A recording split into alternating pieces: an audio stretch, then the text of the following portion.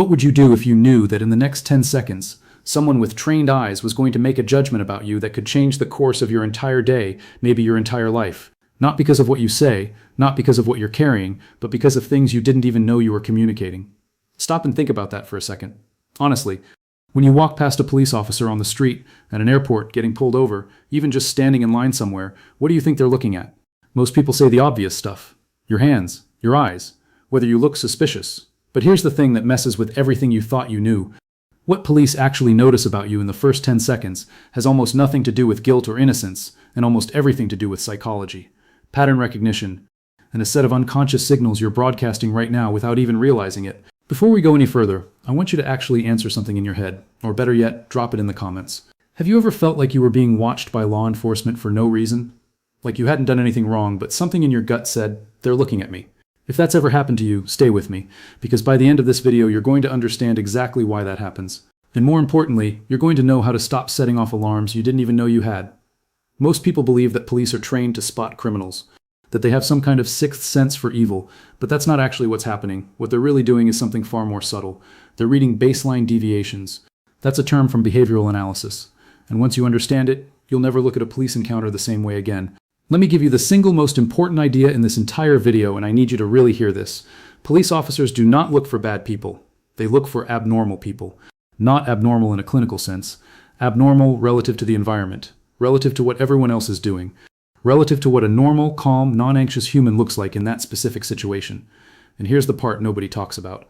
The things that make you look abnormal are often the exact same things innocent people do when they're nervous about being perceived as guilty.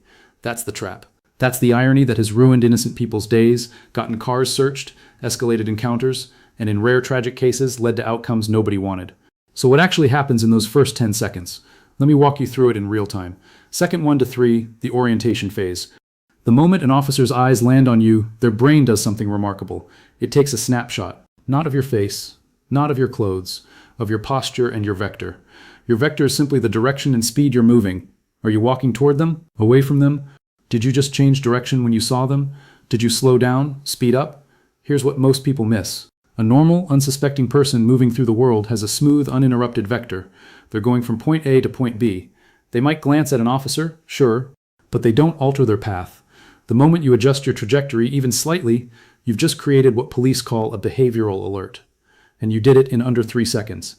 Now, before you get defensive, I'm not saying police are right to judge you for changing your path. I'm telling you what actually happens. This is based on decades of police training, de-escalation research, and criminal justice studies you can look up yourself. The FBI's Law Enforcement Bulletin has covered this exact phenomenon. It's called pre-attack indicators in some contexts, but for everyday encounters, it's simply anomaly detection. And the trigger is almost always the same. You do something unexpected relative to the crowd. Here's a real-world example. In 2018, a study out of the University of Texas looked at body-worn camera footage from over 1,000 traffic stops. Researchers found that officers formed their initial impression of a driver's cooperativeness within the first 5 seconds of approach, not after talking, not after running the license plate, within 5 seconds. And here's the killer detail. The single biggest predictor of whether officers perceived someone as nervous wasn't what they said. It was whether they reached for something before being asked. A wallet, a phone, a registration. Even just putting their hands down out of sight. That one movement, which innocent people do all the time because they're trying to be helpful, is interpreted as a threat indicator. Because in police training, reaching into an unseen area is one of the classic pre-assault cues. Stay with me because this next part matters more than you think. Seconds 4 to 7, the zone scan. By now the officer has registered your vector and your posture. Now their eyes are moving in a specific sequence.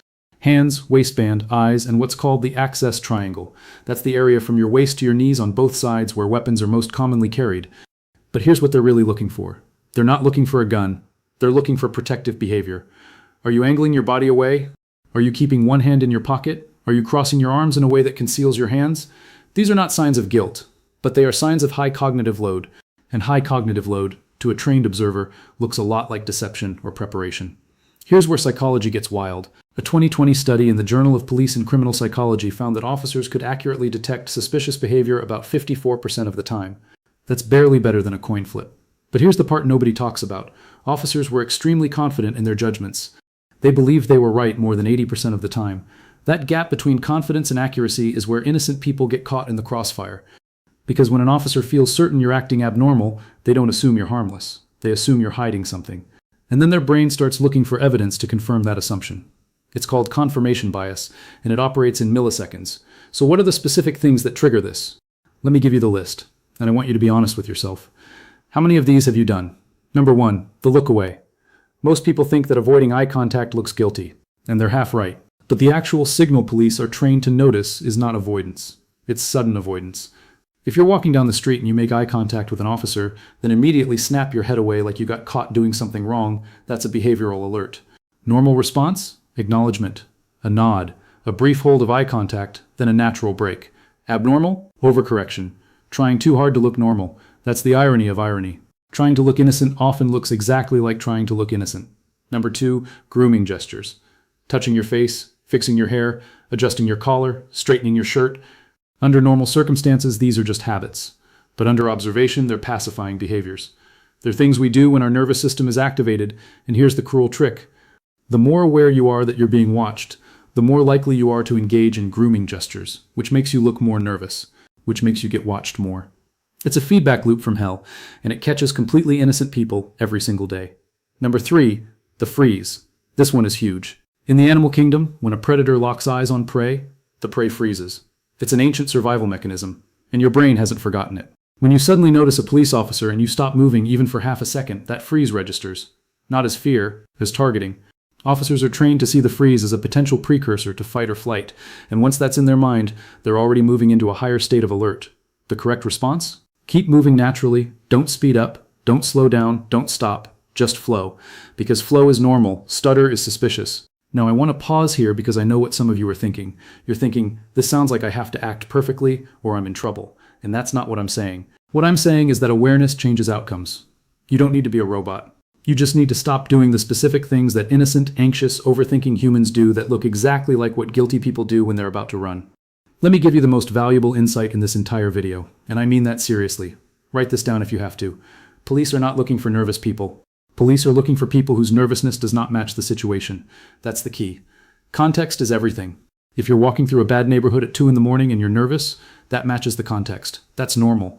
If you're at a kid's soccer game on a Saturday morning and you're sweating, avoiding eye contact and scanning exits, that does not match the context. And that mismatch is what gets you noticed. This is why the same behavior can be invisible in one setting and a flashing red light in another. Think about your hands. In a grocery store, hands in pockets? No one cares. In a convenience store after a reported robbery, hands in pockets is now a threat. In an airport, looking at your phone? Normal. Looking at your phone while constantly glancing at security personnel? Not normal. The brain is a pattern-matching machine, and police officers have spent thousands of hours teaching their brains to spot the mismatch. So what can you actually do with this information? Because knowledge without action is just trivia, and I don't make trivia videos. Here's the step-by-step breakdown of how to move through those first 10 seconds without setting off alarms you don't want to set off. Step 1. Own your space before you enter theirs. This sounds weird, but stay with me. The moment you see an officer, do not change what you are doing. Do not speed up. Do not slow down. Do not suddenly check your phone. Do not suddenly become fascinated by a store window. Just continue your baseline behavior. Why? Because any change is a deviation, and deviations get noticed.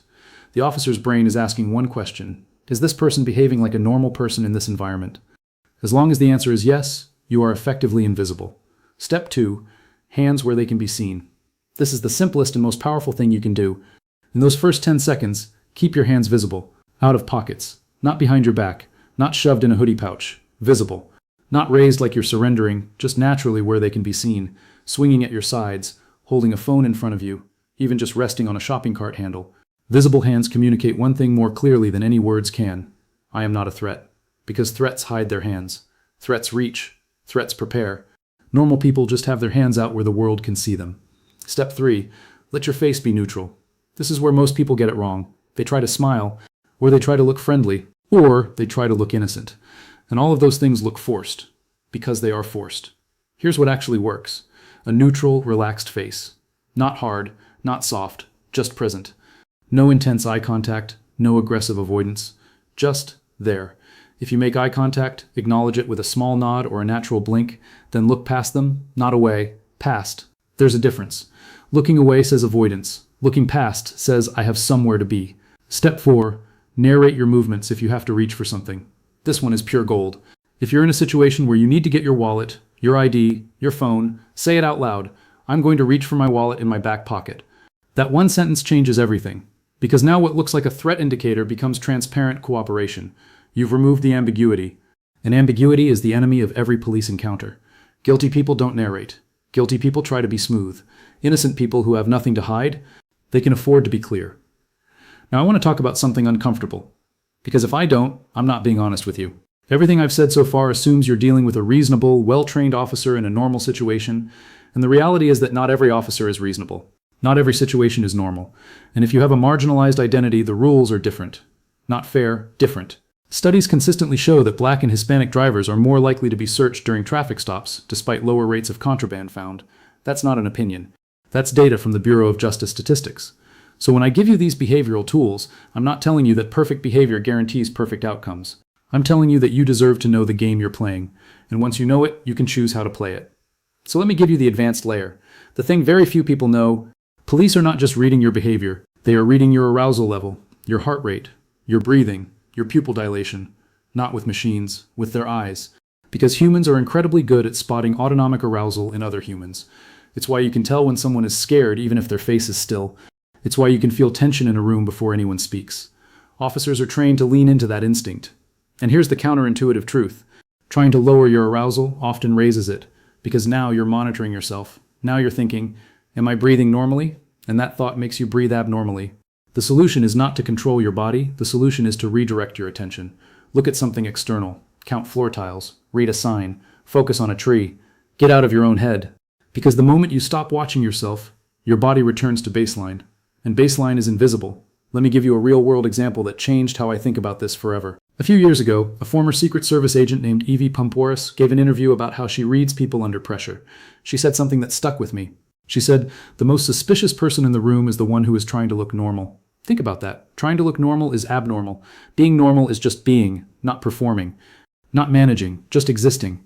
That's what police are looking for. The person who is not performing. Because criminals perform. Criminals try to blend in. Criminals think about how they look. Innocent people? They're thinking about their grocery list, their job interview, their kid's baseball game. They're not thinking about how they look to a cop. And that lack of self-awareness is the most powerful signal you can send. So here's my challenge to you. Stop trying to look innocent. Stop trying to look cooperative. Stop trying to look like anything. Just be the person you were 2 seconds before you saw the officer. Because that person was not suspicious. That person was just living their life. The only thing that changed is your awareness of being watched. And that awareness is exactly what makes you look different. The secret is to let it go. And I know that sounds like a Zen koan, but it's real. It's behavioral psychology. The best actors don't act, they become. And the best way to become normal is to stop trying to be normal. Before we close, I want to come back to that question I asked you at the beginning. Have you ever felt like you were being watched for no reason? If you have, you now know why.